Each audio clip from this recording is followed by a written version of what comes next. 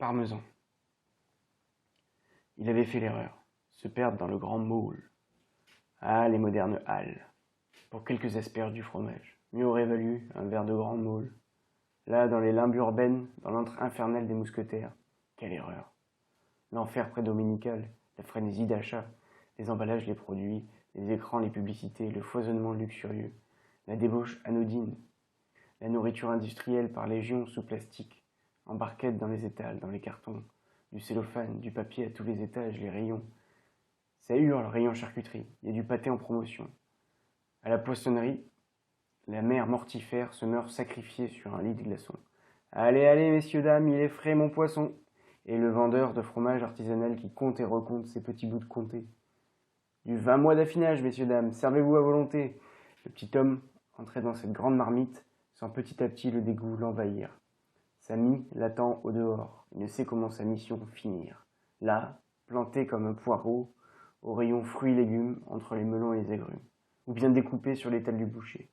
Il a bien envie de mettre sa face à trancher dans la machine à trancher le jambon. Et d'ailleurs, tous ces jambons bien pensants, il les prendrait bien avec lui, pour faire à autrui ce qu'il aimerait qu'on lui fasse, et comme un cochon rendre hommage autrui. D'un enfer vécu, en faire un cri sans grimace. Au lieu de ça, il reste là, comme un navet au rayon salsifis. Il regarde son caddie, vide. Il ne lit plus les panneaux. Ici, laitage et crèmerie. Ici, l'étage des biscuits. Son panier vide, il regarde sa montre. Dieu que la grande aiguille s'agite, et sa mie qui l'attend au dehors, il faut qu'il aille au plus vite. Alors il serre les poings très fort dans son grand manteau noir, manteau qui détonne avec les melons, les fraises, les poivrons. Il ne manquerait plus que des prunes festives, estives. Il reste coincé là. Il sent qu'il doit agir. Toutes ses idées en tête sont des crimes.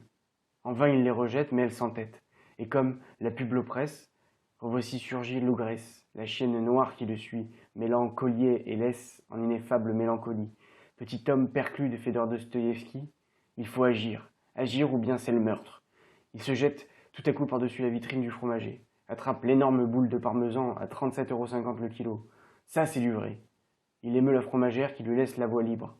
Il éveille les vigiles qui se jettent après lui. Il tourne au rayon couche-culottes et fine lingerie, leur échappe en se jetant par-dessus les caisses, secouant au passage les clients endormis par l'inlassable bip-bip des caissières. Caissière ennuyée qui tout à coup sourit de voir passer l'homme précédé d'un fromage.